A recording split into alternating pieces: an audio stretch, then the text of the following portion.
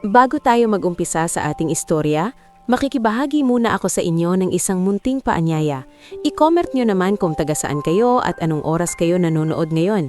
Nakakatuwang isipin na kahit magkakalayo tayo ng lugar, iisa tayo sa paglalakbay sa bawat kwentong puno ng damdamin, pagsubok at pag-asa. Kaya kung handa na kayo, simulan na natin ang isang masakit ngunit makabuluhang kwento ng isang binatang halos walang-wala sa buhay maliban sa 5 tupa, isang mabuting puso at pangarap na noon ay parang imposibleng maabot. Sa dulong bahagi ng Barrio San Jose, sa isang lugar na halos hindi na naaabot ng sementadong kalsada, nakatirik ang isang maliit na kubo na yari sa pinagtagpi-tagping yero, lumang tabla at pinagtibay lamang ng tiyaga. Doon nakatira si Yandro Valles kasama ang kanyang inang si Maring Sagel at ang nakababatang kapatid na si Tisoy. Sa mata ng iba, isa lamang silang pangkaraniwang pamilyang salat sa buhay. Ngunit sa loob ng munting bahay na iyon, araw-araw na isinusulat ang tahimik na pakikibaka ng mga taong ayaw bumitaw sa dangal kahit sunod-sunod ang hirap. Tuwing madaling araw bago pa sumikat ang araw, gising na si Yandro.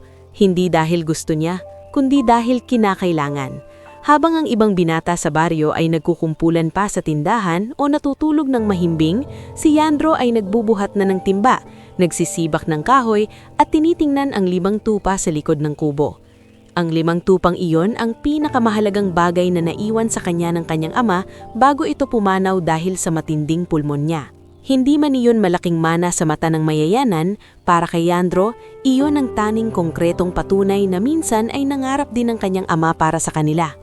Anak, madalas sabihin noon ng ama niyang si Roman Valles habang hinihimas ang ulo ng isa sa mga tupa. Hindi mahalaga kung gaano karami ang meron ka.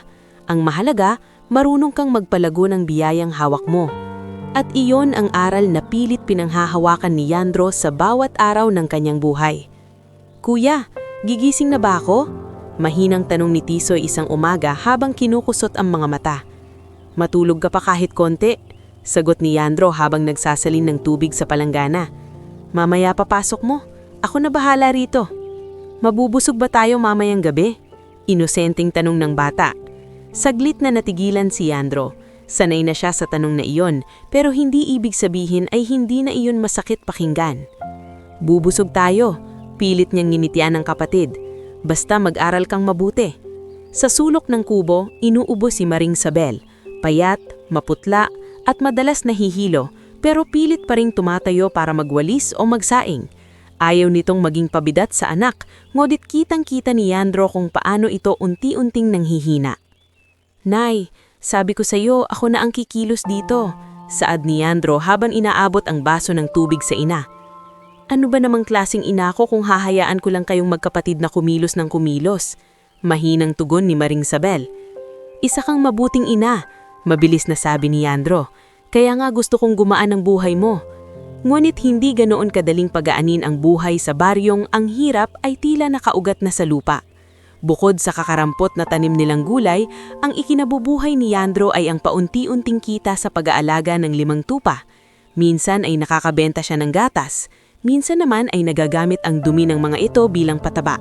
Maliit lamang ang kinikita niya, pero pinagkakasya niya iyon para sa gamot ng ina, baon ni Tisoy at pang-araw-araw nilang pagkain.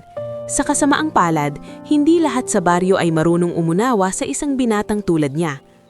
Ayan na si Yandro, ang hari ng 5 tupa. Tawang sigaw ni Lux Batyong habang nakaupo sa tindahan kasama si Natiban Cañete at 2 pang tambay. Uy Yandro! Ilang dekada mo pang aalagaan yung tupa mo bago kayo maman. Baka apo mo na ang makinabang dyan. Nagtawa na ng grupo. Tahimik lamang si Yandro habang bitbit ang sako ng darak. Sanay na siya sa panunukya, pero hindi ibig sabihin na hindi iyon tumatago sa kanya. Hayaan mo na sila anak. Sabi ni Mang Ilario, isang matandang pastol na minsang nadatnan siyang nakayuko sa may poso matapos siyang pagtawanan. Ang taong walang ginagawa sa buhay, laging malakas ang loob mangutya sa taong lumalaban. Tumango lamang si Yandro. Minsan po, gusto ko na lang sagutin. Sagutin mo sa pag-unlad, hindi sa salita. Mariing wika ni Mang Ilario. Mas masakit sa mapangmata ang tagumpay ng minamaliit nila. Ang baryong San Roque ay hindi man mayaman, ngunit naging sentro ito ng usapan nang lumabas ang balitang may malaking kumpanyang nais magpaunlad ng ilang bahagi ng lupaing nakapaligid dito.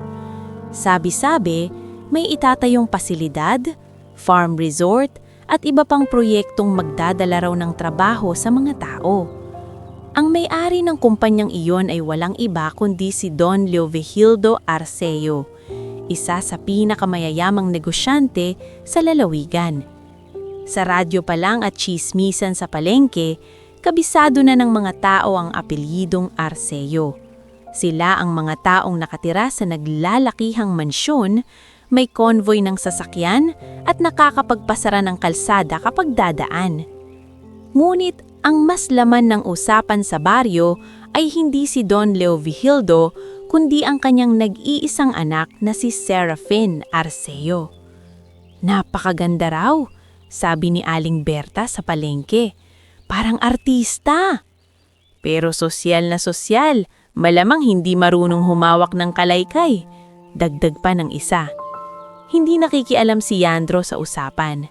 Sa totoo lang, wala siyang pakialam sa mga mayayaman. Sa isip niya, ibang mundo iyon. Malayo, mataas, at hindi para sa katulad niya. Pero may mga pagkakataong sadyang ang buhay ang lumalapit sa taong ayaw makialam. Isang maalikabok na hapon, habang pauwi si Yangro mula sa bayan matapos bumili ng murang gamot para sa ina, napansin niyang may nakahintong itim na sasakyan sa gilid ng daan. Nakaawang ang hood, halatang may diferensya. May dalawang lalaking nakauniforme ang abalang nakatunghay sa makina, habang isang dalagang nakatayo sa tabi ang nagtatakip ng mukha sa init gamit ang panyo. Kahit simpleng tingin lang ay halatang hindi ito taga roon. Malinis ang damit, mamahalin ang sapatos, maayos ang tindig.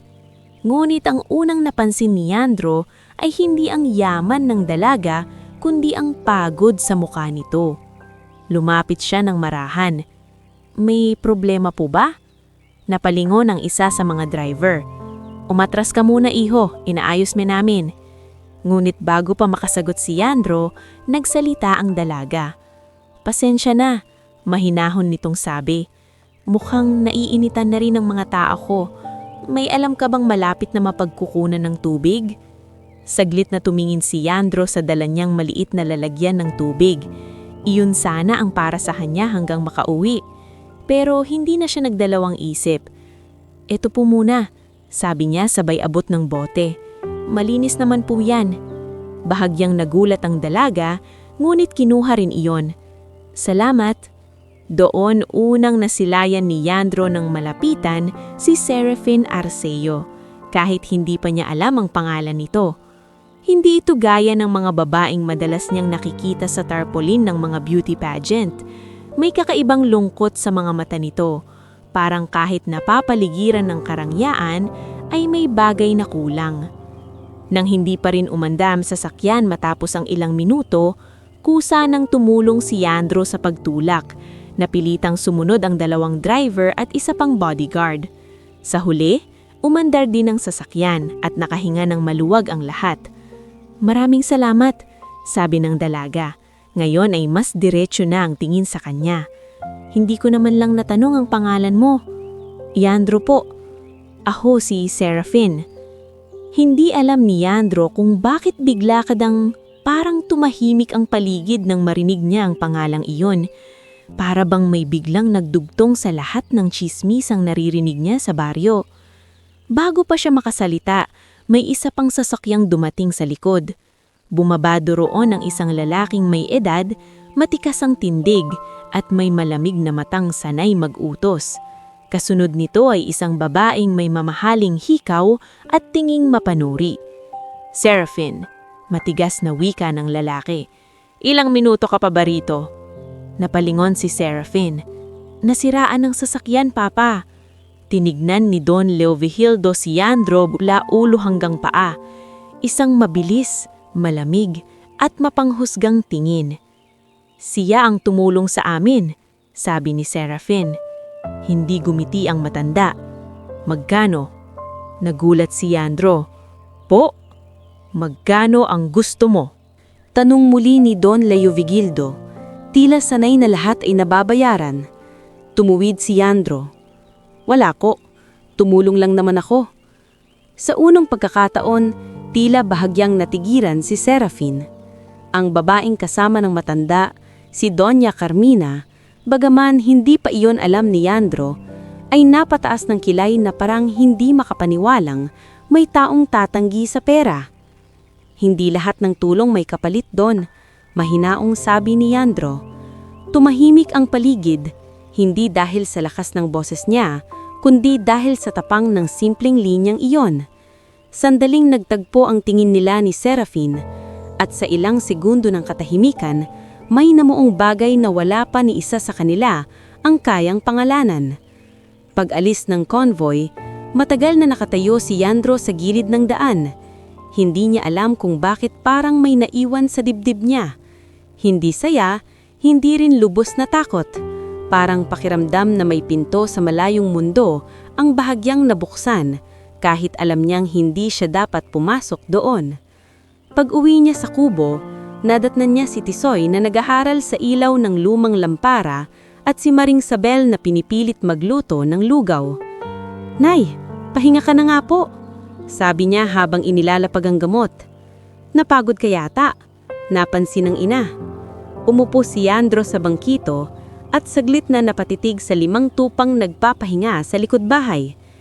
"May nakilala po akong mayamang dalaga sa daan." Natawa si Tisoy. "Kuya, baka yan na ang kapalaran mo." Napangiti si Maring Sabel, ngunit agad ding luminaw ang mukha nito sa pag-aalala. "Anak, tandaan mo, iba ang buhay ng mayaman sa buhay natin. Huwag mong hahayaang masaktan ka ng mga bagay na hindi para sa atin." Hindi sumagot si Yandro. Sa gabing iyon, habang nakahiga siya sa banig at pinakikinggan ang paghuni ng kuligrig sa labas, paulit-ulit sa isip niya ang mga mata ni Serafin. Ngulit kasabay niyon, ang alaala ng malamig na tanong ni Don Leo Vigildo, "Magkano?" Doon niya muling naramdaman ang bigat ng kanyang katayuan sa buhay. Siya si Yandro Valles, isang binatang may 5 tupa, inang may sakit, kapatid na pinapaaral, at pangarap na hanggang ngayon ay hindi man lang niyang mabigkas ng malakas. At sa kabilang dulo ng mundo, naroon si Serafin Arceo, anak ng bilyonaryo, lumaki sa karangyaan at tila bituin na maaali mo lamang tingnan mula sa malayo. Ngulit hindi alam ni Yandro na ang simpleng pagtatagpong iyon sa gilid ng maalikabok na daan ang magiging unang hakbang sa isang kwentong yayanig hindi lamang sa puso niya, kundi pati sa buong baryong minsang naniwalang ang mahirap ay dapat manatili sa kung saan siya inilagay ng kapalaran. Bago tayo mag-umpisa sa ating pagpapatuloy, gusto ko munang batiin ang bawat isa sa inyo na patuloy na nakikinig at sumasabay sa kwentong ito. I-comment nyo naman kung saan lugar kayo nanonood at anong oras na sa inyo ngayon. Nakakatuwang isipin na sa bawat bahay, sa bawat cellphone at sa bawat pusong marunong makiramdam, sabay-sabay nating sinusundan ang buhay ng mga karakter na unti-unting hinuhubog ng panahon, hirap at pag-ibig. Matapos ang gabing halos hindi makatulog si Yandro dahil sa bigat ng kanyang mga iniisip, tila nag-iba ang timpla ng bawat araw sa Barrio San Roque. Hindi naman dahil may himalang nangyari agad sa buhay niya, kundi dahil mula nang makilala niya si Serafin Arceo sa gilid ng maalikabok na daan, parang may bahagyang nabuksang bahagi sa isip niya na matagal na niyang ikinandado. Gayunpaman, hindi iyon naging dahilan para magbago ang takbo ng kanyang buhay. Kinaumagahan, pareho pa rin ang sumulubong sa kanya. Sirang tabo sa poso, paputol-putol na ubo ng kanyang ina, at ang 5 tupang maingat niyang inalagaan na tila sila lang ang tahimik na nakakaunawa sa kanya. "Kuya, tulala ka na naman," puna ni Tisoy habang sinusubo ang kaunting lugaw bago pumasok sa eskwela. "Hindi mabilis na sagot ni Yandro, ngunit nahuli siya ng ngiti ng kapatid. "Baka iniisip mo yung dalagang mayamang nakilala mo." "Tisoy," saway ni Maring Sabel, bagamat may bahagyang aliw din sa boses nito. "Huwag mo kang aasarin ng kuya mo." Hindi ko po inaasar. Napansin ko lang na tahimik siya simula kahapon. Totoo naman iyon. Tahimik si Yandro, pero hindi dahil sa kilig. Mas lamang ang kaba. Ang totoo, ramdam niyang hindi dapat siyang magtanim ng kahit anong pag-asa tungkol sa isang dalagang gaya ni Seraphine. Gayunpaman, hindi niya maikakailang nagiiwan iyon ng bakas sa isip niya. Makalipas ang ilang araw, umugong ang balita sa baryo na muling darating ang mga tauhan ng Arceo Group para sa isang farm assessment program. Bahagi raw ito ng plano ng kumpanya na alamin ang kalagayan ng mga magsasaka, pastulan at lupaing malapit sa ilog. Marami ang natuwa dahil baka raw may oportunidad ng trabaho. Marami rin ang natakot dahil baka iyon na ang simula ng pagkawala ng mga lupaing matagal na nilang binubungkal. Kasama sa mga nagtipon sa barangay hall noon, sina Mang Ilario, Aling Berta, Ma'am Jonesa na prinsipal ng maliit na paaralan at ilan pang residente. Nasa likod lamang si Yandro, nakikinig at nagmamasid, at doon niya muling nakita si Seraphine. Hindi ito nakamamahaling bestida o makintab na sapatos.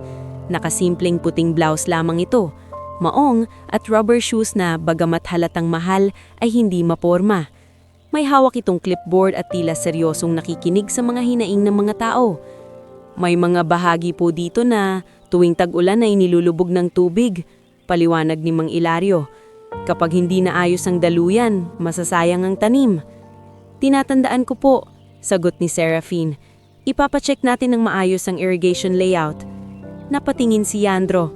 Hindi niya alam kung bakit siya nagulat na marunong palang makinig ang isang tulad nito. Hindi ito kumikilos na parang prinsesa. Wala ring bakas ng pagyayabang sa pagsasalita nito. Kahit ang mga simpleng magsasaka ay binibigyan nito ng oras. Habang umiikot ang grupo sa gilid ng taniman, napansin ni Seraphine si Yandro na may pasan-pasang sako ng pakain para sa mga tupa. Saglit itong huminto. Yandro, tawag nito. Parang saglit na tumigil ang paligid sa pandinig ng pangalan niyang galing sa bibig ng dalaga. Hindi niya inaasahang matatandaan pa siya nito. Ma'am, sagot niya, bahagyang yumuko. Hindi mo kailangang mag-ma'am sa akin, sabi ni Seraphine. Salamat ulit sa pagtulong nung isang araw. Wala po iyon. Napatingin ang ilang mga taga-baryo sa kanila. Sa baryong maliit ang mundo at mabilis ang dila ng mga tao, sapat na ang isang simpleng palitan ng salita para maging chismis buong linggo. Aba, kilala pala ni Sir Yandro ang anak ng bilyonaryo, bulong ni Aling Berta sa katabi. Hindi nagtagal, may mga sumunod pang pagbisita ang grupo ng Arcila sa baryo. Minsan ay may kasamang agriculturist, minsan ay engineer, minsan naman ay mga taong tila puro sulat lang sa papel ang alam. Sa bawat pagdating nila, hindi maiwasang mapalapit si Seraphine sa mga magsasakang may makabuluhang suhestyon, at isa si Yandro sa mga madalas nitong hingian ng opinyon. Bakit sa tingin mo po laging namamatay ang damo rito sa tag-init? Tanong ni Seraphine minsang naabutan niya si Yandro sa tabi ng bakod. Hindi agad sumagot si Yandro. Nahiya siya sa po na binitiwan ng dalaga sa kanya. Kapag masyadong matigas ang lupa at sablay ang daluyan ng tubig, kahit anong tanim mo dyan mahihirapan. Paliwanag niya. Mas mainam po yata kung may maliit na imbakan mula sa ulan. Ngumiti si Seraphine. Yan din ang gusto kong marinig mula sa engineer kanina, pero ikaw agad ang nakakita. Lumaki lang po kasi ako rito. Simpleng sagot niya. Mula noon, unti-unting lumalim ang pagtingin ni Seraphine kay Yandro. Hindi dahil sa awa, hindi rin dahil sa kakaibang kwento. Humanga siya sa paraan ng binata magsalita. Maingat, may laman at walang pagnanasang magpasikat. Si Yandro naman, habang umiikot, ay lalo ring hindi maikakaila sa sarili na iba ang tibok ng dibdib niya sa tuwing naririnig ang boses ng dalaga. Kasabay ng paglapit nila sa isa't isa ay ang paglapit din ng panganib. Sa mansyon ng Mang Arceo, hindi naging lingid kay Doña Carmina Vera ang kakaibang interes ni Seraphine sa baryong San Roque. Lalong ito hindi nakaligtas sa mapanuring mata ni Attorney Isandro Valleña, ang abogado at tagapayo ni Don Leovildo sa lahat ng negosyo. Hindi magandang tingnan, hiha. Saad ni Doña Carmina isang gabi habang umiinim ng tsaa sa veranda. Hindi mo dapat hinahayaang masyadong maging malapit sa iyo ang mga taong galing sa ibaba. Mga tao rin naman sila, tita. Malamig na sagot ni Seraphine. Masyado kang malambot. Singgit ni Attorney Isandro na nakapapasok lamang. At ang mga taong tulad niyan, kapag nakakita ng oportunidad, kakapit talaga. Napatayo si Seraphine. Hindi mo siya kilala. Hindi ko man kilala ko ang kalakaran ng mundo, tugon ng abogado. At mas lalong kilala ko ang uri ng mga lalaking handang umakyat gamit ang anak ng mayaman. Hindi sumagot si Serafin, ngulit sa loob-loob niya ay lalo siyang nainsulto. Mas malinaw sa kanya ngayon kung gaano kababa ang tingin ng mga taong nakapaligid sa kanyang ama sa mga simpleng tao. Samantala, isang mas mabigat na dagok ang dumating sa baryo. Isang tanghali, ipinatawag ang ilang magsasaka sa barangay hall. Naroon si Kapitan Benilo, si Mang Ilario at ilang kinatawan mula sa munisipyo. Bitbit nila ang mga papel na may selyo ng kumpanya. Ano pong ibig sabihin nito, Kap? Talong ni Yandro nang mabasa ang ilang bahagi ng dokumento. Nagkatinginan ng mga tao. Si Kapitan Benilo ay napabuntong hininga. May bahagi raw ng lupa rito na bibilhin para sa luxury development project. Yung iba lease daw. Yung iba naman kailangang bakantihin. Kasama po ba kami? Nanginginig ang boses ni Maring Sabel na kahit may sakit ay nagpumilit sumama nang marinig ang balita. Tahimik si Kapitan. At doon na naintindihan ni Yandro ang sagot. Parang gumuho ang lupa sa ilalim ng kanyang mga paa. Ang maliit nilang kubo, ang lupang pinagtatamnan ng ama niya, ang kulungan ng 5 tupa, lahat ng iyon ay posibleng mawala sa isang pirma lang ng mga taong hindi man lang tumapak sa buhay na pinaghirapan nilang buuin. Kinagabihan, hindi nakapaghapunan ng maayos si Yandro. Tahimik si Tisoy. Tahimik din si Maring Sabel habang nakahawak sa dibdib. Nay, bulong ni Yandro, hindi ko hahayaang mapaalis tayo ng basta-basta. Paano anak? Mahinang tanong ng ina. Wala tayong pera, wala tayong abogado, wala tayong laban sa kanila. Napayuko si Yandro, ngunit hindi siya sumagot ng panghihina. Sumagot siya ng mabigat ngunit buo. May dangal tayo at may katotohanan.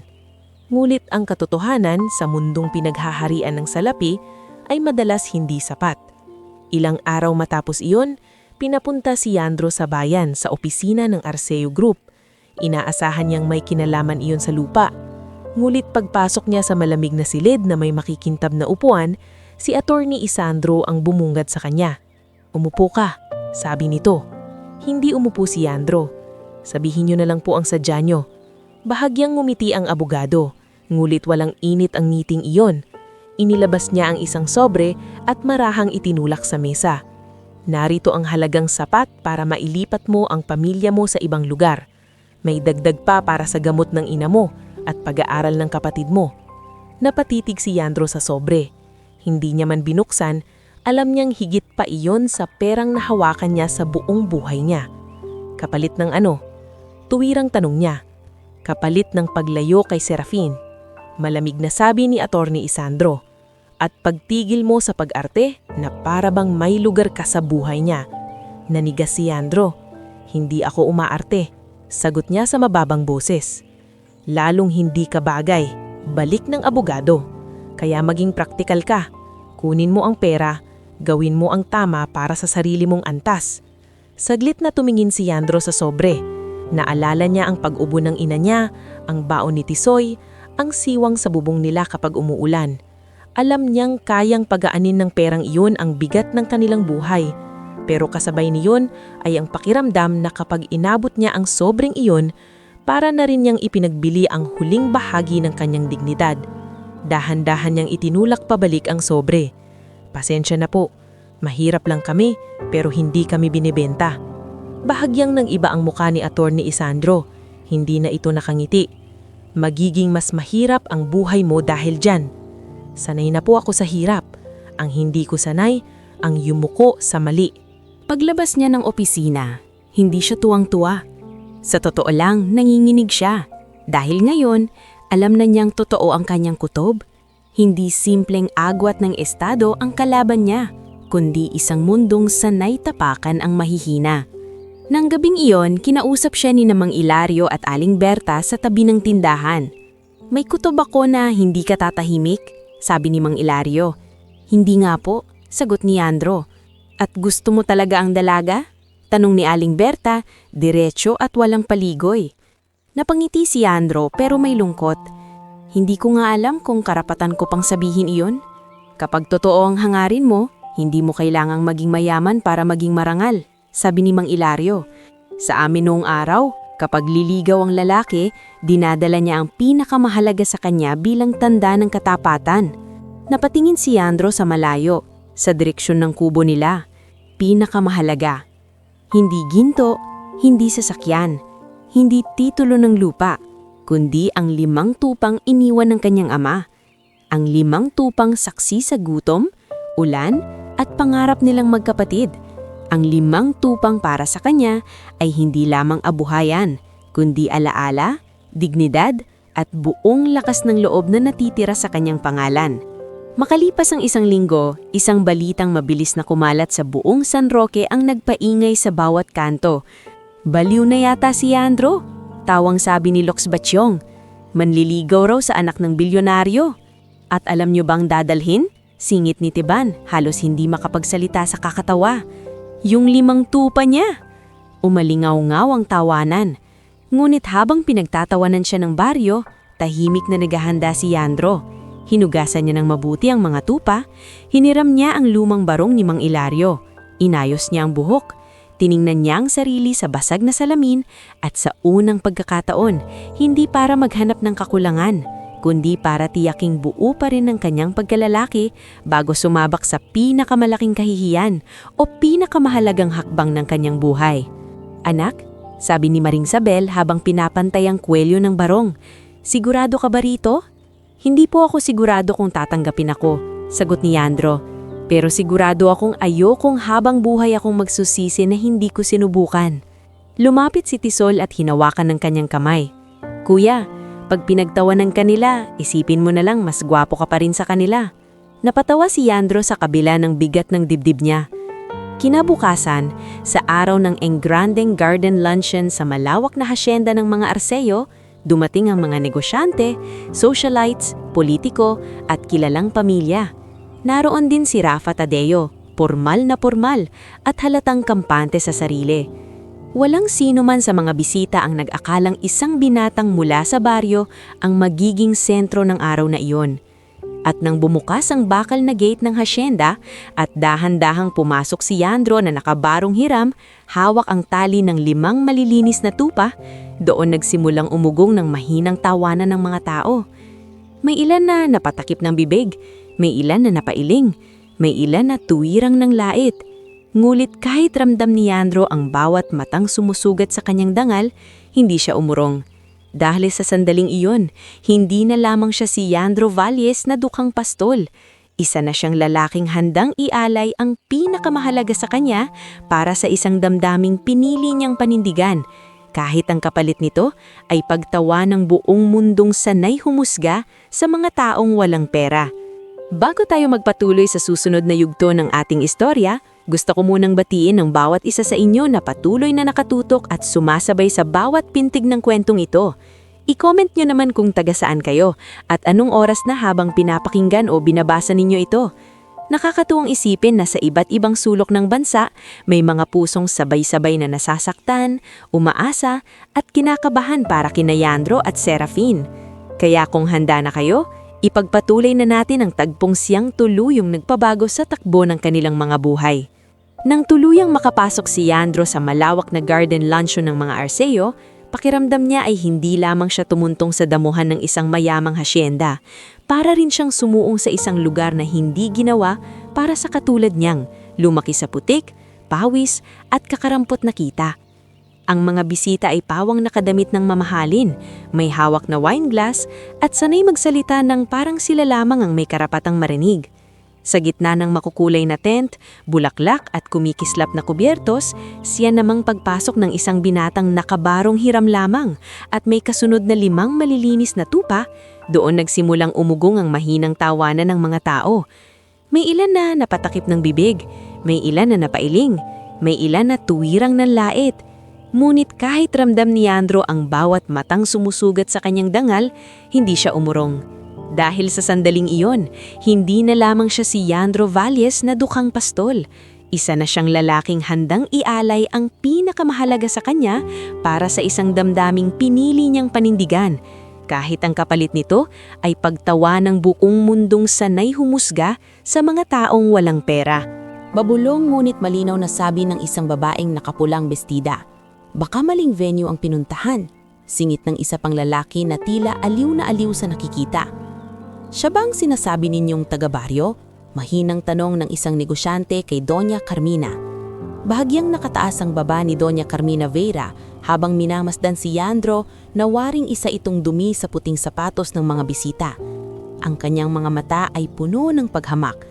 Hindi pa man nagsasalita si Yandro ay tila nahatulan na siya ng buong paligid.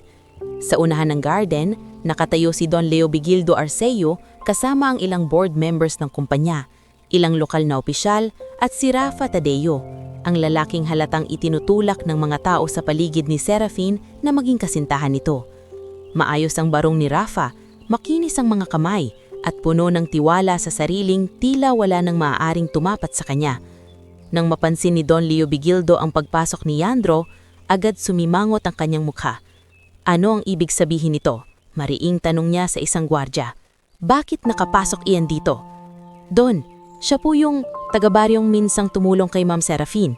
Mahina ngulit nag-aalalang sagot ng isang staff. Tumigil si Yandro ilang metro mula sa gitna ng handaan. Ramdam na ramdam niya ang titig ng bawat taong naroroon. Parang bawat mata ay may kasamang kutsa. Bawat bulungan ay may talim. Ngulit hindi siya pwedeng umurong. Hindi na ngayon. Naitawid na niya ang sarili hanggang sa puntong ito. At kung aatras siya, para na rin niyang pinayagang tapakan ang huling piraso ng dignidad na meron siya. Kaya huminga siya ng malalim at nagsalita. Magandang tanghali po, panimula niya. Pilit pinatatatag ang tinig. Ako po si Yandro Valles, taga San Roque. Nagkaroon ng maikling katahimikan, ngulit hindi iyon katahimikang may respeto. Isa iyon katahimikang naghihintay sa susunod na kahiyan. Hindi ito palengke. Malamig na putol ni Don Leo Bigildo. Ano ang sadya mo rito? Naramdaman ni Yandro ang pagtibok ng kanyang puso hanggang lalamunan. Saglit niyang hinigpitan ang hawak sa tali ng mga tupa bago muling nagsalita. Naparito po ako ng marangal, hindi para manggulo, hindi para humingi. Nandito po ako dahil gusto kong manligaw kay Serafin. Parang sumabog ang paligid sa pigil na tawanan. May natatawa ng lantaran, may napaubos sa gulat, may mga babaeng napapailing. Halos malaglag ang hawak na baso ng ilang bisita sa sobrang hindi makapaniwala. Ang ilan namay mabilis na inabot ang cellphone upang makakuha ng video. Tila ba isang katatawanan ang nangyayari sa harap nila. Manliligaw? Halos mapatawa si Rafa Tadeo. Sa kanya? Ano ang dala mo? Tanong ni Doña Carmina, nilalasap ang pangungutyang nakahanda sa dulo ng kanyang dila. Flowers? Alahas? O baka kontrata ng utang? Tumingin si Yandro sa 5 tupa sa kanyang tabi. Wala po akong mamahaling regalo, tapat niyang sagot. Pero dala ko ang pinakamahalagang kaya kong ialay. Ang 5 tupang ito ang natitira sa kabuhayan ng pamilya namin. Ito ang iniwan ng ama ko bago siya namatay. Hindi man ito mahal sa mata ng iba, para sa akin, ito ang katumbas ng buong tiwala, pagsisikap at dangal na meron ako. Muling umugong ang usapan sa paligid. Ngulit sa pagkakataong iyon, hindi lahat ay purong tawa. May iilang natigilan sa paraan ng pagsasalita ni Yandro. May iilang tila napahinto sa bigat ng katapatan niyang hindi man kaminis pakinggan ay totoong-totoo. Ngunit si Don Leo Bigildo ay hindi kabilang sa mga napahinto. Ang kapal ng mukha mo, mariing niyang ika. Tingin mo ba mabibili ng 5 tupa ang karapatang lumapit sa anak ko? Hindi umimik si Yandro sa tanong na yon. Sa halip ay tumuwid lamang siya. Hindi ko po sinusubukang bumili ng karapatan. Gusto ko lang pong ipakita na hindi ako naglalaro. Kung may ihaharap ako sa anak ninyo, hindi yabang, hindi kasinungalingan, at lalong hindi pera na hindi ko pinaghirapan. Paalisin ninyo siya, malamig na utos ni Doña Carmina sa mga gwardya. Kumilos ang 2 lalaki, ngulit bago pa sila tuluyang makalapit kay Yandro, ay isang malinaw at matatag na boses ang umalingaw-ngaw mula sa hagdanan ng veranda. Huwag ninyong hahawakan si Yandro. Napalingon ng lahat. Naroon si Serafin Arceo. Nakasimple lamang itong mapusyaw na damit, ngunit sa pagkakatayo nito ay mas nangingibabaw ang kanyang presensya kaysa sa lahat ng dekorasyon at kayamanan sa paligid. Wala sa mukha niya ang hiya. Wala ring takot. Ang naroon ay isang desisyong matagal nang nahinog sa loob niya. "Seraphine," mahigpit na sabi ni Don Leo Bigildo, "pumasok ka na sa loob." Ngunit imbes na sumunod, dahan-dahang bumaba si Seraphine sa hagdan at nagtuloy-tuloy papunta kay Yandro. Lalong tumahimik ang mga bisita. Halos wala nang kumikibo. Tanging pagaspas ng hangin at ang mahinang tunog ng kubyerto sa malayo ang maririnig. Paglapit niya kay Yandro, hindi agad siya nagsalita. Tumingin muna siya sa mga tupa. Pagkatapos ay sa mukha ng binata, mukhang halatang napahiya, napagod, ngunit hindi tumiklop. At sa harap ng lahat, hinawakan ni Seraphine ang tali ng isa sa mga tupa. "Hindi niya ako nilapitan para sa pera," sabi niya, malinaw at diretso. At hindi rin siya dumating dito para ipahiya ang sarili niya. Dumating siya rito ng mas marangal pa kaysa sa maraming lalaking nandito. Halos hindi makahinga ang ilan sa narinig. "Seraphine!" Bulyaw ni Doña Carmina. "Ano bang pinagsasasabi mo?" Ngunit hindi inalis ng dalaga ang tingin niya kay Yandro. Ang 5 tupang ito, patuloy niya, ay hindi biro. Para sa isang taong tulad ni Yandro, ito ang bunga ng maraming taong pagod, gutom, pag-aalaga at pagpupursigi. Samantalang ang iba rito, sanay magregalo ng mamahaling bagay na hindi man lang nila pinaghirapan. Napalunok si Rafa Tadeo. Pakiramdam niya ay may patama ang bawat kataga ni Seraphine. Pagkatapos ay ginawa ng dalaga ang bagay na nagpatahimik sa lahat. Inakay niya mismo ang mga tupa palayo sa gitna ng tawanan at dinala sa malawak na damahan sa gilid ng hasyenda. "Buksan mo ang maliit na gate doon," utos niya sa isang natitigilang hardinero. "Pakainin sila, painumin, ingatan ninyo." "Pero ma'am," alanganing sabi ng hardinero, "gawin mo." Sa kilos na iyon, parang hindi lamang niya tinanggap ang pagdating ni Yandro, pinroteksyonan niya rin ang dangal nito sa paraang hindi inaasahan ng kahit sino. Pagbalik ni Seraphine sa harap ng mga bisita, humarap siya sa ama. "Papa, mula pa nung unang araw na tumulong siya sa akin sa kalsada, wala siyang hiningi. Nang bumalik tayo sa San Roque, siya ang isa sa iilang nagsasalita ng totoo tungkol sa problema ng mga magsasaka. Siya ang nagsasabi ng mga bagay na ayaw marinig ng mga taong puro pirma lang ang alam." "Tumigil ka," mariing sabi ni Don Leo Bigildo, halatang nanginginig sa galit. "Hindi, Papa. Matagal na akong tumatahimik," sagot ni Seraphine. "Pero hindi ako papayag na pagtawanan ninyo ang isang taong may dangal, samantalang pinupuri ninyo ang mga taong mabango lang tignan pero hungkag naman ang loob." Ang mga salitang iyon ay hindi lamang para kay Don Leo Bigildo. Tila tinamaan din si Attorney Isandro, si Doña Carmina at lalo na si Rafa Tadeo. Lalong nanigas ang mukha ni Rafa nang muling magsalita si Seraphine. "Kung ang sukatan niya ng pagkatao ay apelyido at laman ng bank account, problema na niya iyon," sabi niya. "Pero ako, mas pipiliin kong pahalagahan ng isang taong marunong respetar, tumulong at magsakripisyo para sa pamilya niya kaysa sa isang taong sanay lang i-display ang yaman niya." "Ang ibig mo bang sabihin ay mas pipiliin mo ang lalaking ito kaysa sa mga taong kapantay natin?" tanong ni Doña Carmina, halos mapatid ang boses sa pagkainis. Tumingin si Seraphine kay Yandro. Sa unang pagkakataon mula nang nagsimula ang eksena, nakita ni Yandro sa mga mata nito ang isang pag-aamin na hindi na maaaring bawiin. "Ang ibig kong sabihin," mahinaw ngunit matatag na sabi ni Seraphine, "matagal ko nang hinahangaan si Yandro." Tila tumigil ang mundo sa sandaling iyon. Si Yandro mismo ay tila hindi agad makahinga. Hindi niya inaasahang maririnig yon ng tahasan at lalo na sa harap ng napakaraming tao. Ang mga bisita naman ay tila hindi malaman kung ano ang uunahin, ang pagkabigla, ang chismis o ang pagtingin sa reaksyon ng Don. Manula sa galit si Don Leo Bigildo. "Sapat na!" sigaw ni Don. "Seraphine, pumasok ka ngayon din. At ikaw," itinuro niya si Yandro, "lumayas ka rito bago pa kita ipakulong." "Ako na po ang aalis," sagot ni Yandro. "Hindi po ako nakipag-away. Dumating lang ako rito para maging totoo." Ngunit bago pa siya tuluyang makatalikod, nagsalita si Seraphine sa mas mababang tinig na siya lamang halos ang nakarinig. huwag kang susuko. Napatingin si Yandro sa kanya. Hindi iyon simpleng pakiusap, isa iyong paalala, isang maliit ngulit matinding piraso ng lakas sa gitna ng kahihiyan.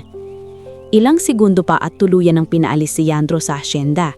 Habang palabas siya, ramdam niya ang mga matang nakasunod sa kanya. Ang mga matang kanina ay tumatawa, ngulit ngayoy halong gulat at kaba na. Sapagkat malinaw na hindi ordinaryong eksena ang nangyari. Hindi na lang ito tungkol sa isang dukhang manliligaw na may dalang 5 tupa. May nabasag na kaayusan sa araw na iyon. May tumindig na dalaga laban sa sariling pamilya. May isang binatang hindi nagpabagsak sa paghamak.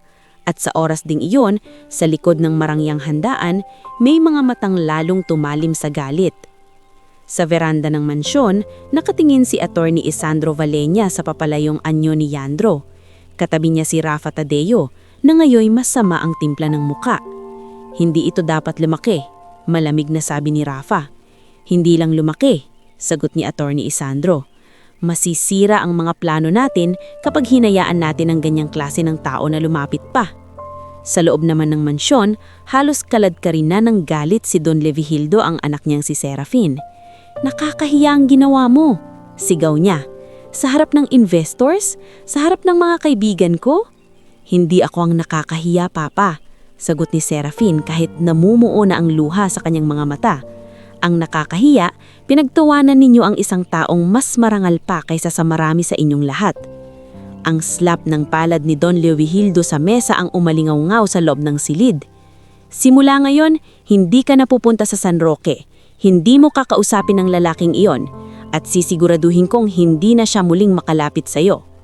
Sa unang pagkakataon sa buhay niya, hindi natakot si Serafin sa ama. Nasaktan siya, oo, ngunit hindi natakot. Dahil sa araw na ipinagtanggol niya si Yandro sa harap ng buong mundo, may isang bagay ding nagbago sa loob niya. Hindi na siya ang dating dalagang tahimik lang na sumusunod sa dikta ng pamilya. At si Yandro, habang naglalakad pa uwi sa baryo na mag-isa, walang kasiguraduhan kung ano ang susunod na mangyayari, ay hindi na rin lamang ang binatang may 5 tupa at simpleng pangarap. Dahil mula sa puntong iyon, ang panliligaw na pinagtawanan ng lahat ay hindi na babalik sa dati nitong anyo. Ito na ngayon ang simula ng mas malaki at mas mapanganib na laban. Para sa dangal, para sa kalayaan, at para sa pag-ibig na unang tumindig sa gitna ng kahihiyan. Bago tayo magpatuloy sa mas mabigat na yugto ng ating istorya, nais ko munang batiin kayong lahat na patuloy na sumusubaybay. I-comment nyo naman kung taga saan kayo at anong oras na habang kasama ninyo kami sa kwentong ito.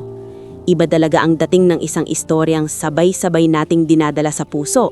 Lalo na kapag ang mga karakter ay dumaraan sa mga unos na pwedeng sumubok sa tibay ng kahit sinong tao. Kaya kung handa na kayo, dumako na tayo sa bahaging susukat sa tapang, tiyaga at pagkatao ni Yandrang Valesa. Pagkatapos ng nakakahiya ngunit makasaysayang eksena sa hasyenda ng mga Arceo, hindi naging payapa ang pagbabalik ni Yandro sa baryong San Roque.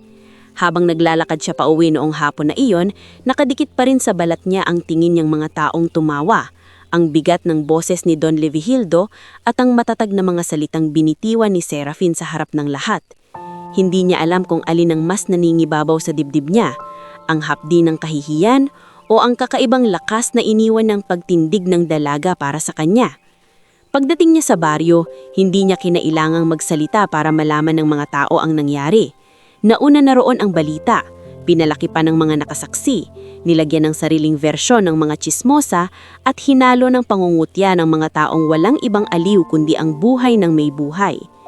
Yandro, kumusta ang ligaw mo? Tinanggap ba ang mga tupa mo? Sigaw ni Lux Batyong mula sa tindahan. Tingnan mo nga naman, sikat ka na pala. Dagdag ni Teban Cañete. Humahagalpak sa tawa kasama ang 2 pang tambay. Hindi sila pinansin ni Yandro.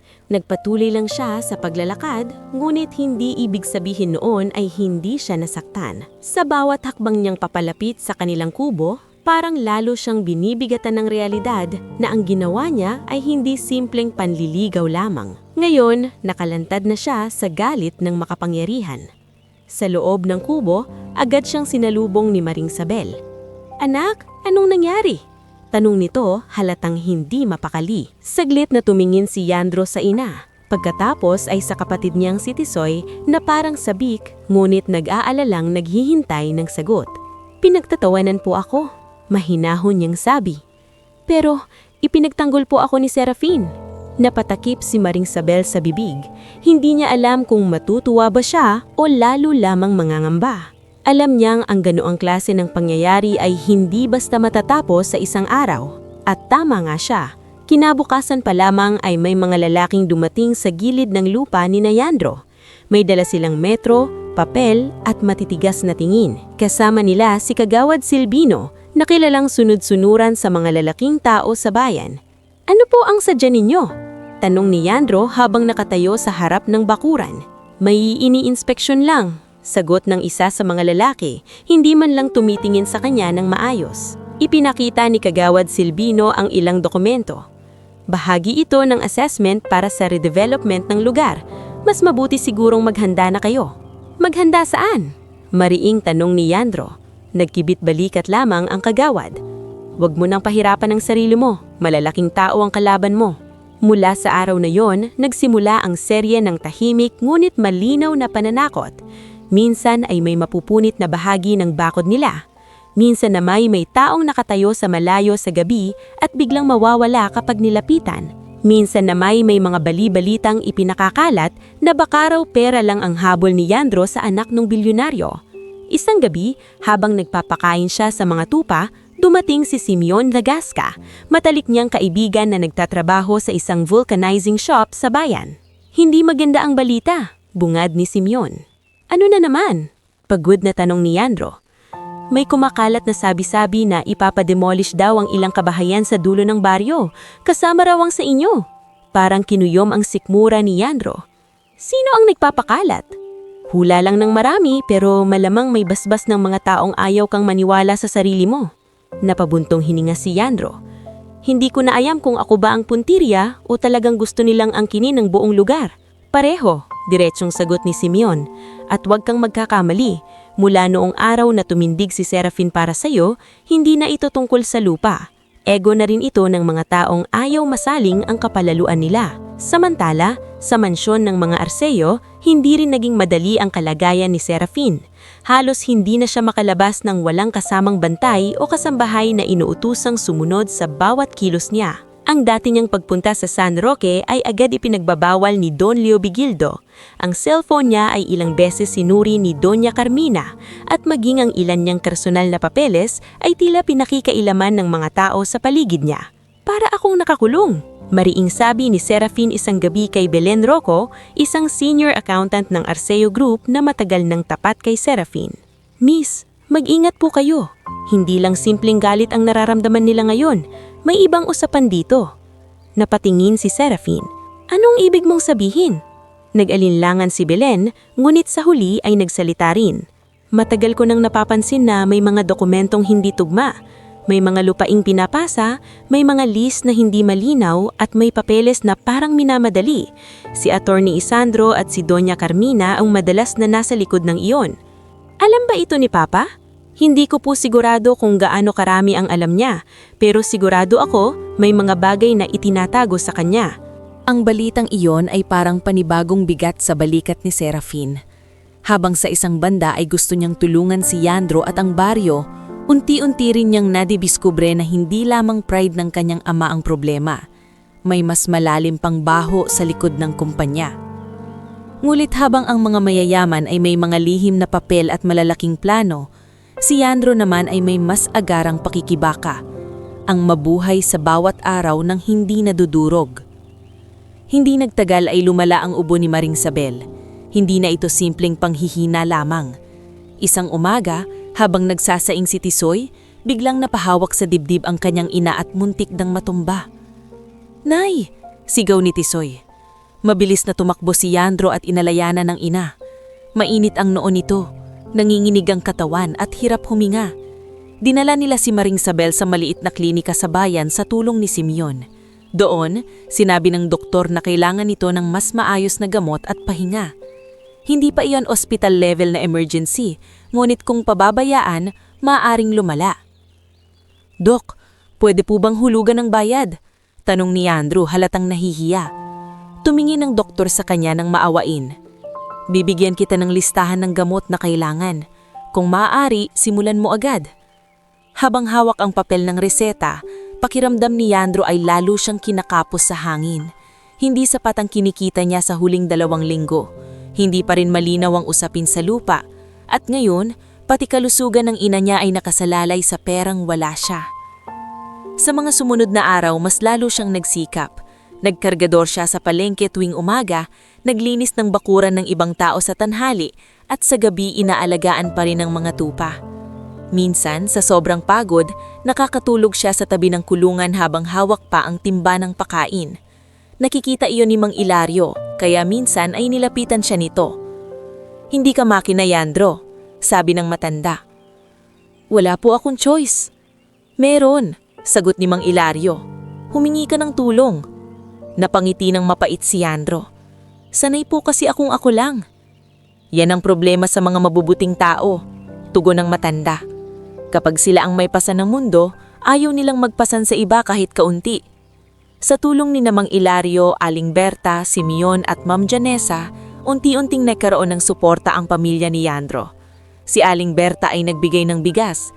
Si Ma'am Janessa ay tinulungan si Tisoy sa school supplies. Si Simeon naman ay may mga racket na ipinapasa kay Yandro kapag may bakante sa shop o sa tracking area. Ngunit ang pinakamasamang dagok ay dumating sa isang gabing malakas ang ulan. Madaling araw nang magising si Yandro sa amoy ng usok. Paglabas niya ng kubo, halos mawalan siya ng ulirat nang makita ang maliit nilang kulungan ng tupa na nilalamon ng apoy. "Apoy! Apoy!" sigaw niya. Nagmamadaling lumabas si Tisoy, kasunod si Maring Sabel na halos hindi makatayo siya takot. Dumating din sina Simeon at ilang kapitbahay nang marinig ang sigawan. Sa gitna ng malakas na ulan at nagkakagulong tao, pilit sinubukan ni Yandro na iligtas ang mga tupa. "Yandro, wag!" sigaw ni Simeon habang pinipigilan siya. Ngulit huli na. 2 sa 5 tupa ang hindi na niya naisalba. Nang tuluyang maapula ang apoy, nakaluhod si Yandro sa maputik na lupa, nanghinginig, basang-basa sa ulan at pawis habang nakatitig sa 2 walang buhay na alaga na halos itinuring niyang kapatid. "Sinadya ito," mahinang sabi ni Simeon habang nagmamasdan ng paligid. "Hindi ito aksidente." Walang nagsalita sa mga kapitbahay pero halata sa kanilang mukha na pare-pareho sila ng hinala. Walang matibay na ebidensya, ngunit hindi mahirap dugtungin kung sino ang may pakinabang sa pagdurog kay Yandro. Kinabukasan, pinuntahan siya ni Doc Pabling, ang veterinaryong kilala sa mga karatig baryo. Na-stress ang natitirang 3, sabi nito matapos suriin ang mga tupa. "Kung hindi mo agad maaalagaan ng maayos, baka pati ang mga ito manghina." Napahawak sa ulo si Yandro. Pakiramdam niya ay sabay-sabay siyang dinudurog ng guhay. Ang ina niyang may sakit, ang lupang nanganganib mawala, ang mga alaga niyang nasunog, at ang babaeng hindi niya man lang makausap ngayon. "Kuya," marahang tawag ni Tisoy habang nakatayo sa kanya. Tumingala si Yandro. "Huwag kang susuko," sabi ng bata, pinipilit maging matatag kahit namumugto ang mata sa pag-iyak. "Ikaw lang ang meron kami." Ang simpleng linyang iyon ang tumama ng husto kay Yandro. Hindi siya pwedeng gumuho, hindi ngayon. Kaya sa halip na manatiling nakaluhod sa pagkawasak, nagsimula siyang mag-isip. Sa tulong ni Mang Ilario at Doc Pabling, inayos niya ang natitirang kulungan. Nag-aral siya kung paano mas mapapalago ang natitirang 3 tupa: gatas, breeding, dumi bilang organic fertilizer, at pagbuo ng mas maayos na sistema ng pag-aalaga. Kasama sina Simeon at ilan pang kabataang baryo na may maliliit ding alaga, naisip nilang pwedeng magtulungan imbes na magkanya-kanya.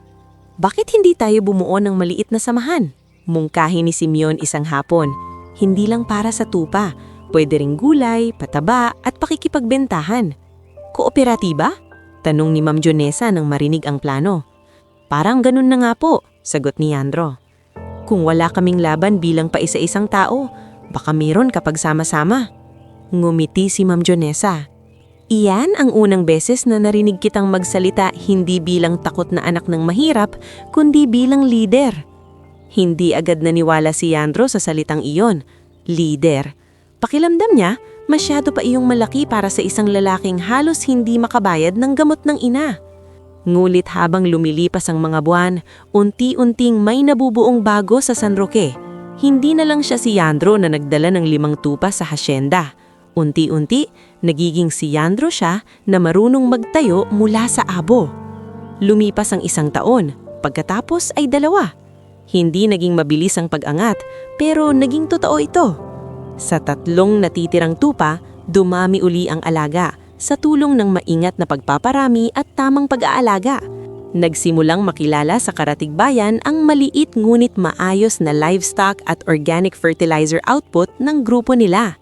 Ang dating mga kabataang tambay, ang ilan man ay hindi na bago, ngunit may ilang ding nakiisa nang makitang may direksyon ang ginagawa ni Yandro.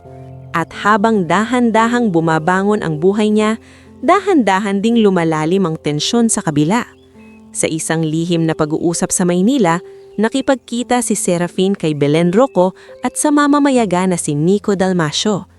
Hawak nila ang mga dokumentong maaaring magbunyag ng panluloko sa loob ng Arceo Group, mga transaksyong may pirma, mga lote sa San Roque na may anomalya, at mga pangalan ni na Attorney Isandro, Doña Carmina, at maging si Rafa Tadeo.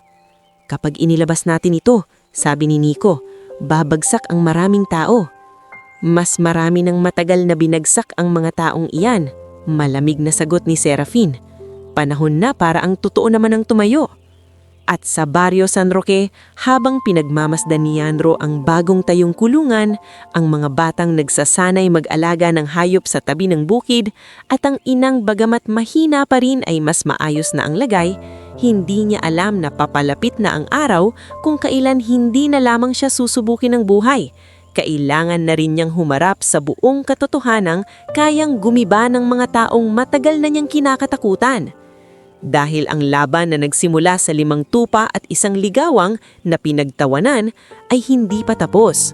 Sa katunayan, nagsisimula pa lamang ang bahaging maglalantad kung sino talaga ang mga may dangal at sino ang mga nagtatago sa likod ng yaman, pangalan at kapangyarihan. Bago tayo dumako sa huling yugto ng ating istorya, gusto ko munang pasalamatan ang bawat isa sa inyo na walang sawang sumubaybay hanggang sa puntong ito. I-comment nyo naman kung taga saan kayo at anong oras na habang kasama ninyo kami sa pagtatapos ng kwentong ito. Iba ang pakiramdam kapag sabay-sabay nating nasaksihan ang pag-iyak, pagbangon at pakikipaglaban ng mga karakter na unti-unti na rin nating minahal. Kaya kung handa na kayo, narito na ang wakas ng istoryang nagsimula sa 5 tupa, sa pangungutya at sa isang pag-ibig na hindi nagpatalo sa kapalalo ng mundo. Lumipas ang ilang linggo matapos ang lihim na pag-uusap ni na Serafin, Belen Roco at Nico Dalmasio sa Maynila. Ngulit hindi pa rin nagiging payapa ang hangin sa San Roque. Ramdam iyon ni Yandro sa bawat pagdaan ng sasakyang hindi pamilyar sa baryo. Sa bawat matang sumusulyap sa bagong tayong kulungan ng kanilang kooperatiba at sa bawat pagkakataon na tila may gustong sumilip sa progreso na pinaghirapan nilang buuin mula sa abo ng dating pagkawasak. Gayunpaman, may isang bagay ng malinaw sa baryo. Hindi na sila pare-parehong takot gaya ng dati.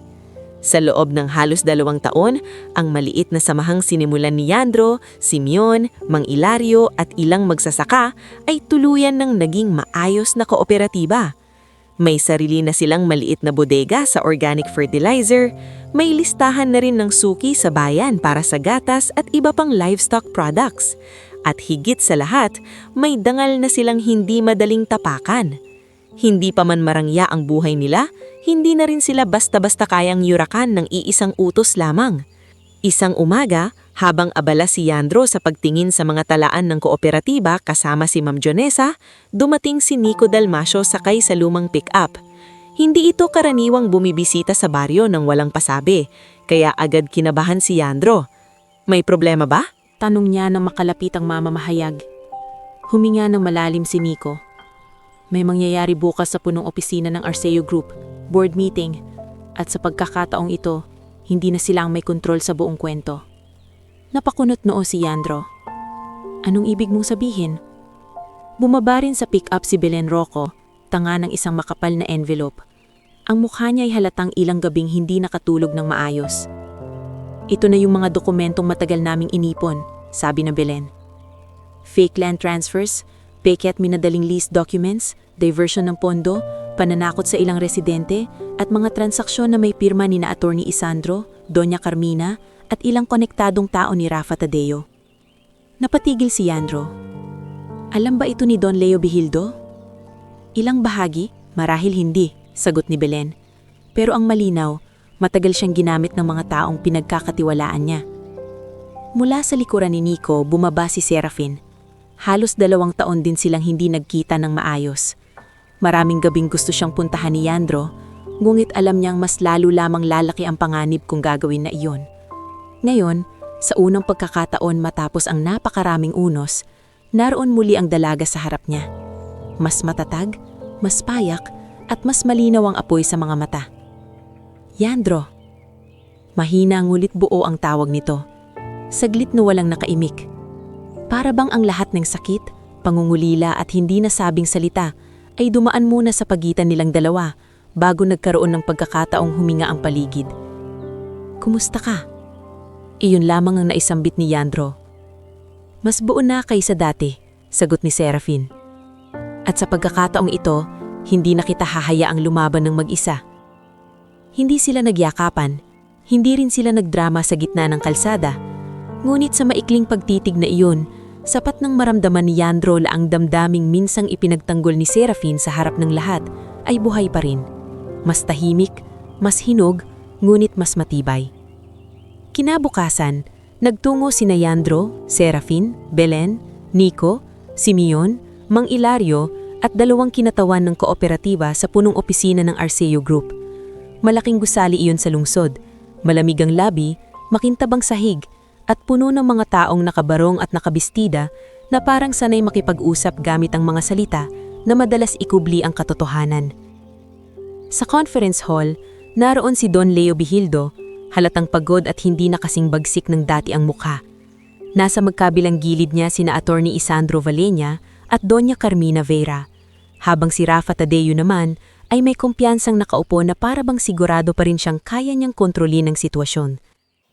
Nang pumasok si Yandro kasama si Serafin, halatang nagbago ang timpla ng silid. Anong ibig sabihin nito? Malamig na tanong ni Attorney Isandro. Ang ibig sabihin nito, sagot ni Serafin, ay tapos na ang panahon na kayo lang ang may boses. Tumayo si Belen Rocco at isa-isang inilatag ang mga dokumento. Hindi lang simpleng paratang ang dala nila, kundi mga papeles na may pirma, petsa, account transfers, at kopya ng mga internal memos. Ipinakita rin ni Nico ang ilang testimonya mula sa mga magsasaka at sa ilang dating empleyado ng Arceo Group na matagal nang tinatakot para manahimik. May mga loting ipinasa ng walang malinaw na consent mula sa mga nakatira roon, paliwanag ni Belen. May mga pondo para sa rural development na nilihis at may mga transaksyon na ginamit ang pangalan ng kumpanya para sa personal na interes ng ilang tao. Nagsimulang mamutla si Doña Carmina. Kasiraan lang ito, matinis nitong depensa. Isang palabas na galing sa mga taong gustong maghigante. Ngunit hindi iyon ang kinakatakutan niya. Dahil sumunod na ipinakita ni Nico ang mga text exchanges at audio clips na nakuha sa tulong ng isang insider mula sa kampo ni Rafa Tadeo. Mga usapang may kaugnayan sa pananakot sa ilang residente, sa pagpe-pressure sa barangay para mapabilis ang redevelopment, at maging sa hinalang panununog sa kulungan ni Yandro para tuluyang itong madurog. Napatayo si Simeon ng galit. Sinabi ko na nga bang hindi aksidente yon? Nagkagulo ang silid. May ilang board members na nagtanuan. May isang direktor na agad nag-utos na ipatawagan ng legal compliance team ng kumpanya. Si Don Leo Vigildo na may tila hindi agad makapaniwala sa naririnig. Isandro, nanginginig ang boses niya. Sabihin mong hindi totoo ang lahat ng ito. Ngunit si Atty. Isandro na sanay laging handa ay ngayong halatang unti-unting nauubusan ng depensa. May mga transaksyon pong dumaan sa approval ninyo, Don, pilit niyang sabi. Pero hindi ang panlilinlang, biglang sigaw ni Don Leo Vigildo. Hindi ang pandaraya sa mga taong dapat pinoprotektahan ng kumpanya. Nang sandaling iyon, tila tuluyan ng nabasag ang matagal ng imahe ng kapangyarihan na nakasandal sa takot at pangalan. Hindi man isang perpektong tao si Don Leovigildo, malinaw na hindi niya natanggap ang lawak ng kasinungalingang ipinunas sa kanyang pangalan. Si Rafa Tadeo naman ay nagpilit pang manatiling matapang.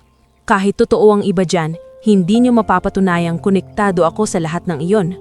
Malamig nitong sabi. Ngunit muling inilabas ni Nico ang isa pang folder.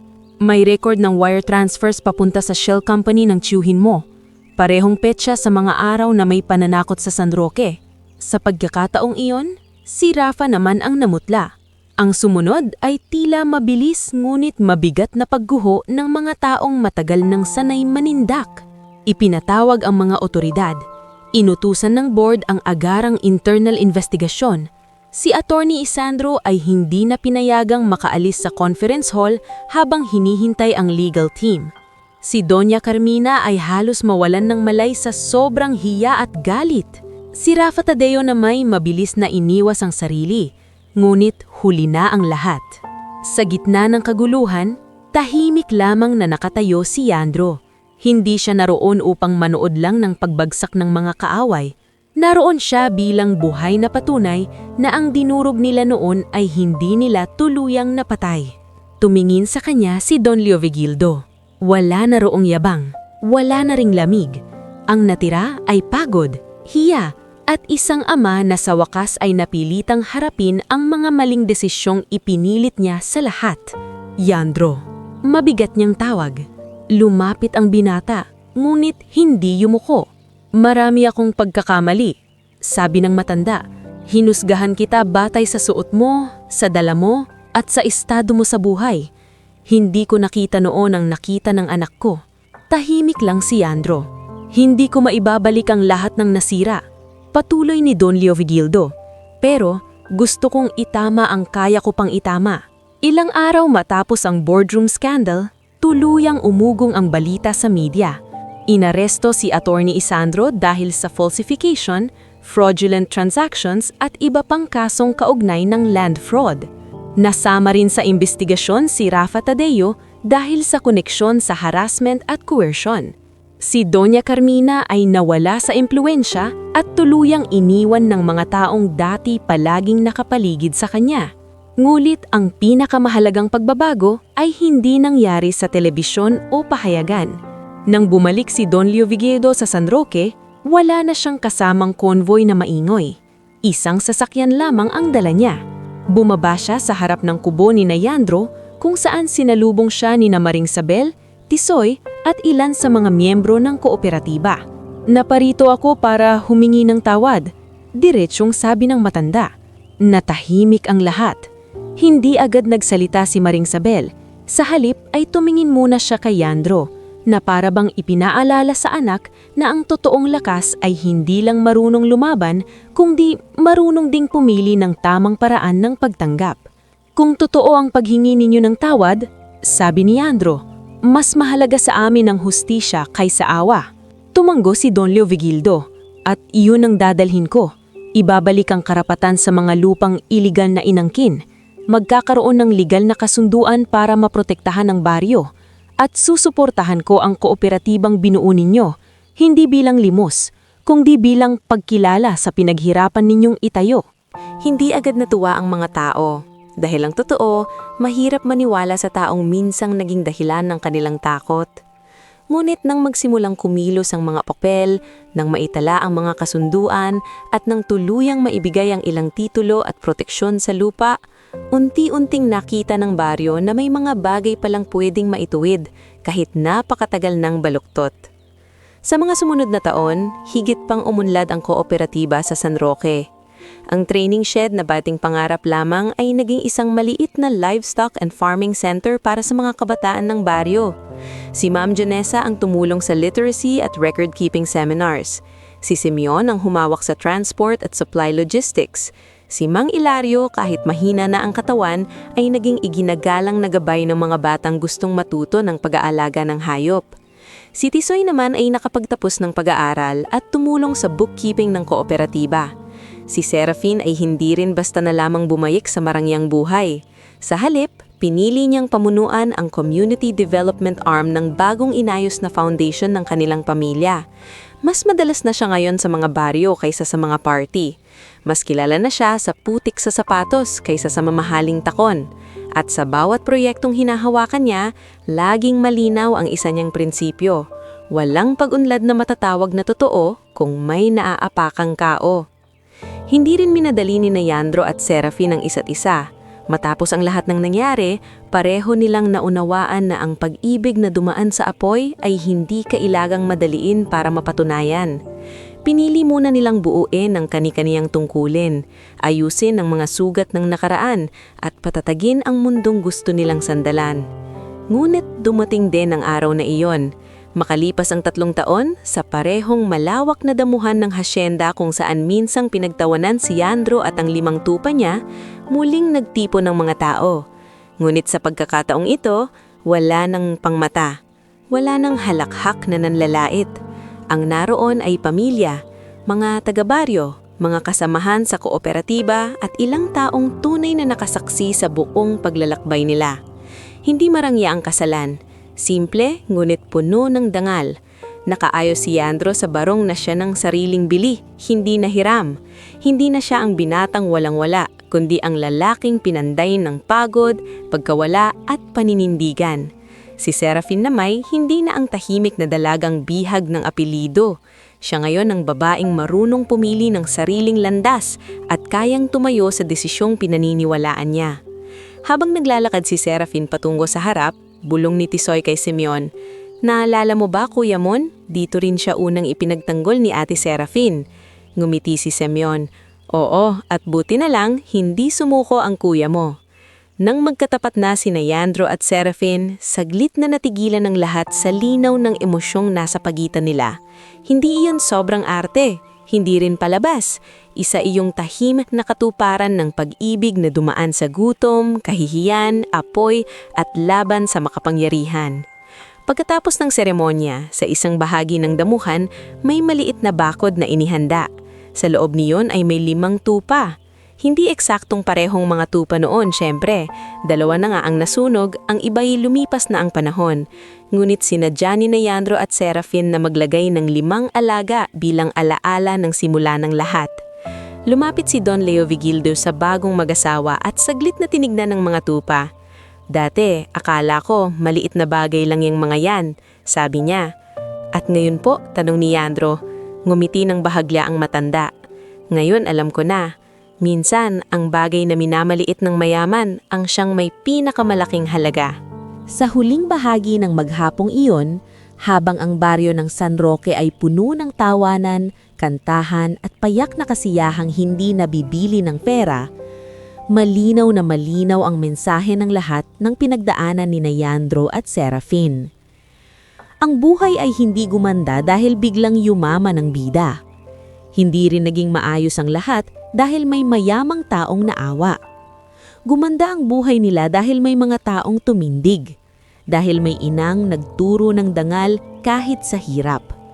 Dahil may kapatid na nagpaalala kung bakit kailangang magpakatatag. Dahil may mga kaibigan na tumulong bumuhat sa bigat. Dahil may dalagang hindi natakot sumalungat sa maling mundo. At higit sa lahat, dahil may isang binatang sa kabila ng kahihiyan at pagguho ay piniling huwag ipagbili ang pagkatao niya. Mula sa 5 tupa hanggang sa isang buong komunidad na natutong tumayo sa sarili, mula sa pangungutya hanggang sa paggalang, at mula sa isang imposibleng panliligaw hanggang sa isang buo at marangal na pamilya, doon nagtapos ang kwento ni Yandro at Serafin. Hindi open-ended, hindi bitin, kundi isang wakas na tahimik ngunit ganap. Isang wakas na nagpapatunay na sa tunay na buhay, hindi lahat ng laban ay napapanalo ng pera. Ang ilan, napapanalo ng dangal.